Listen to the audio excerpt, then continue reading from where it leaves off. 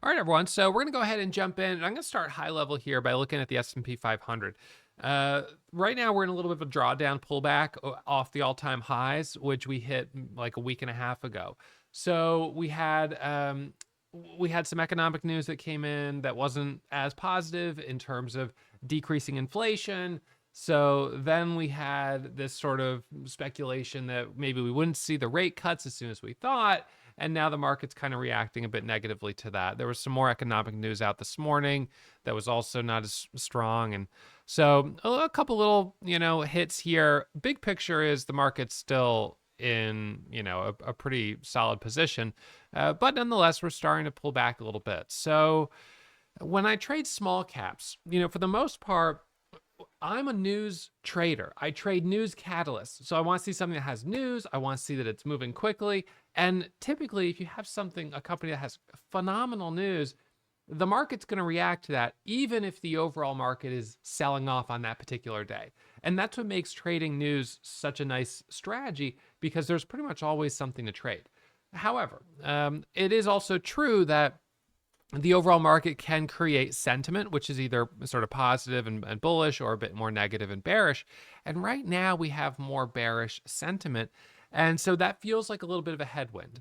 Certainly during the COVID era of 2020, 2021, we had an incredible tailwind. I mean, everyone was buying into the market. We had, stimulus and it was just like everything was sort of sending money into the market, and stocks were going insane. There was an incredible amount of liquidity. I could get into a trade with 25,000 shares in a fraction of a second. I could be out a minute later with $2 of profit, and I'm up 50 grand. Today, it's the liquidity doesn't support that kind of position sizing. So the one stock I trade today was CZOO. But if we start high level, the first stock on the top of the gap scanner was BRFH. Now, when I pulled this up, right now it's up 83%. And when I pulled it up this morning, I was like, yikes. All right, well, look at this candle here. You have one candle where it pops up from $1.50 to like $5. And it did it on, this candle has 300,000 shares of volume. But if we look at it on the 1 minute candle, you're going to see 1 minute right here on 15,000 shares. It went straight up. And then it came all the way back down. So all the volume here was, most of it was selling volume. And it just came right back down. So when I saw that on the scan, I was like, ooh, that's not so attractive. That's not great. And then PCSA, this one, kind of a similar, pop up and then rejection. So we had a couple of big rejections this morning. Now, when I saw that, I started getting a little cautious. I thought, I better be careful. And I also observed that the top 5 leading percentage gainers right now are all under $3 a share. And what you may know about my metrics is that right now I'm doing better in the $5 to $10 range than I am when it's under 5. And certainly when it's under 2, I don't do well at all. So based just on price, I was pretty much able to eliminate interest in any of these. These were all like, nope, not going to work. Based on float, I was able to eliminate a couple of them that are over 10 million shares. Right now, under 10 is better. Under 5 is even better, but under 10 is sort of first level. And so unfortunately, these were not stocks that I was interested in trading. Now, there were other stocks today that had news. Of course, many stocks on any particular day have news, but I try to focus on trading the ones that not only have news, but are also the most obvious. You have to remember that we are the commodity for all the commission-free brokers. Why is it free? Well, it's not really free because they get paid every time we trade. They get paid by the wholesalers who are filling the orders. That's the payment for order flow structure, which is not even allowed in some parts of the world, but it is allowed here in the United States. So in other words, the brokers that are commission-free trading brokers want you trading as much as possible. They're going to encourage you to trade. And so they're going to be sending out email newsletters saying, hey, these are the hot stocks today. This is what's moving, et cetera, et cetera. So naturally, stocks are on the top of the leading percentage gainers are going to be the type of stocks that they're going to be telling you about and encouraging you to trade. So the stocks that are the leaders and that have the most volume, those become very obvious. Everyone's kind of looking at them. And when they have a really obvious setup, that's when it's like everyone's seeing the green light. And so people are like, okay, let's go. Or everyone's seeing the red light and they're like, nope, I'm not getting in this, or I'm selling it. So the patterns tend to work better. However, they tend to work better, and I find that I do better when the most obvious stock is also priced between like 3 and 10, and when the float is under 10 million shares or 5 million shares, and certainly when it has a clear catalyst.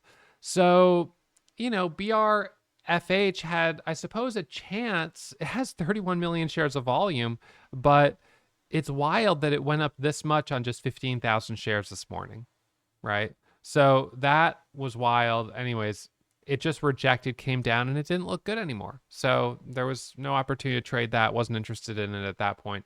PCSA, again, this one, no interest. A couple others popped up. Someone mentioned Holo a couple times in the YouTube comments. So what I'll call out and share with you on Holo, HOLO, is that while it is moving up today, I don't usually like these charts. So this is a stock that in February went from $1 a share to over $100. It was phenomenal. This was incredible. In February, I made over $100,000 just in 1 month. So life was good. This was really awesome. But the stock sold off completely. It's all the way back at 285. And the problem is when a stock does something like this, it's very, very rare that it'll, to be honest, ever get back to this level. It's very rare, because what ends up happening is now the stock, there's going to be traders out there that aren't as disciplined as hopefully you are, and I am. They're going to hold their losers. They're going to average down, become a bag holder, and buy more and more and more shares as it gets cheaper, hoping that one of these days it pops up to 5 to 10 to 15 and they can get out and cut their loss. But what that creates is a lot of overhead resistance. So now you're going to have bag holders selling here and here and here and here and here. That, combined with the fact that short sellers have seen that this stock pops up and drops down, when you get those moves to the upside, they're going to think this is not going to sustain itself, it's not going to hold itself. And the sentiment shifts and it moves to the sell side. Now, ZJYL, this is the one that kind of was really crazy here. It went from $10 to $500, but then they did a 20-to-1 reverse split. So the current price is showing $3, but remember they did not a reverse split. I'm sorry, they did a traditional split, a 20-to-1 split.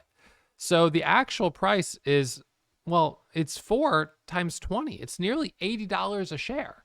So this is holding up better than some of the others, but it's still obviously down quite a bit off of this peak of 16 and this adjusted split peak of 25, which anyway, so this one still pulled back quite a bit. I wouldn't be interested in trading this one either, but this one has at least held up better than from back there. So INDO, this is another one.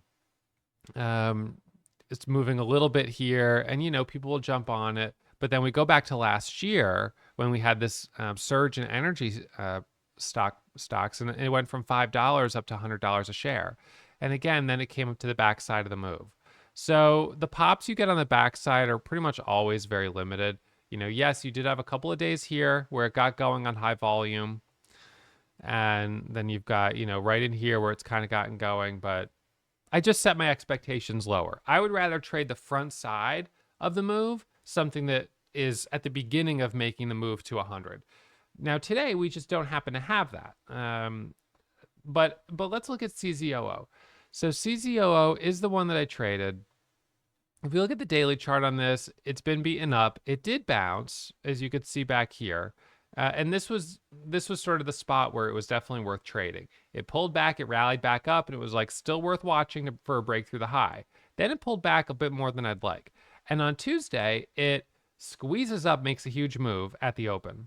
And then yesterday on Wednesday, it does it again.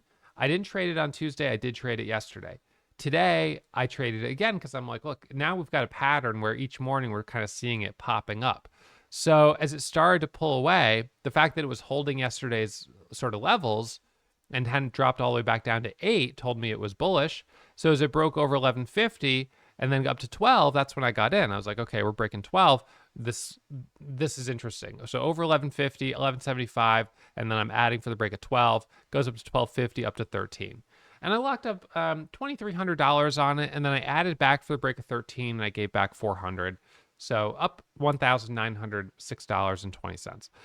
However, this is a stock that did have lighter volume on each of these days because it didn't have actually a clear catalyst. It was more of a technical setup. And that resulted in poor liquidity, which means it was not easy to get in or out if you wanted to trade with big size. So right now we're at 1037, but you can see how we've got like a 17-cent spread. And if you wanted to buy this with 10,000 shares, you'd probably get at least 10 cents of slippage. So the problem there is that if let's say, you want to buy 10,000 shares, you're going to lose 10 cents on both the entry and the exit. That's $2,000. That's 20 cents you've lost. So now, because you're losing 20 cents just on slippage, and you're losing another 20 cents just between the spread, because you've got a 15-cent spread, nearly 20-cent spread, you're already basically down 40 cents a share, which means essentially right now, what I would suspect is if I press the buy button to buy 10,000 shares, I would fill at, 10 cents higher. So like 1065. And then if I turned right around to sell it, I would fill at like 1041, 1031. So now 1065 to 1031, I'm down $4,000, right? 40 cents, something like that, right? 30 cents, whatever, $3,000. And I'm immediately in the red. So now I need this to go up at least 60, 70 cents a share with that kind of size to recoup or to have a good risk to reward ratio. It just doesn't make sense. Now, at the moment, just the fact that you have got the big spread creates more risk no matter what. But if you trade with a share size where you could get in without slippage, then that makes it easier. And so that's what I did. So my first position, I bought 1,500 shares. Didn't have much slippage, and that was the way to go. I just wouldn't have been able to take big size on it. Now, if I wanted to take big size, I could take big size on BRFH. It's got 33 million shares of volume, but it's not trending up. It's not volatile in a way that's predictable or interesting. Same with PCSA. I could take big size on it, but it's not very clean. So that's kind of where we're getting into this struggle where I want to see big moves. I want to see volatility, but if we're not seeing it, I've just got to be patient, sort of chipping away with these small little base hits, kind of grinding out little win here, little win there, CZOO, whatever. At least it's got the volatility, and be patient. That's the biggest thing. If you can't be patient, you're going to end up just over trading and blowing up your account potentially during a market environment when it's just not worth it. So discipline is the name of the game. Now, I said at the beginning of the month that for the month of April, for me to focus on discipline, I would be doing nightly meditation. I would also be doing a sauna every night. So doing sauna, doing nightly meditation, I do them at the same time. So I'm doing 45 minutes in the sauna every night. And the reason I'm doing this is because I'm trying to strengthen that muscle of discipline, because I didn't like how I was trading in March. In March, I had a couple of big drawdowns, was just frustrated, was really getting emotionally activated. And I was like, I just need to bring things down. And I've done a good job of that. I've had a couple red days this month, but they haven't got the best of me. I haven't gotten super frustrated. So right now, I'm not really in a super strong position. Like, I'm not in a position of strength. I'm not like in a big position of confidence. The market's a little slower, but because I'm not emotionally riled up, I'm feeling very content with just kind of hitting a couple little base hits, being grateful for that, and living to trade another day.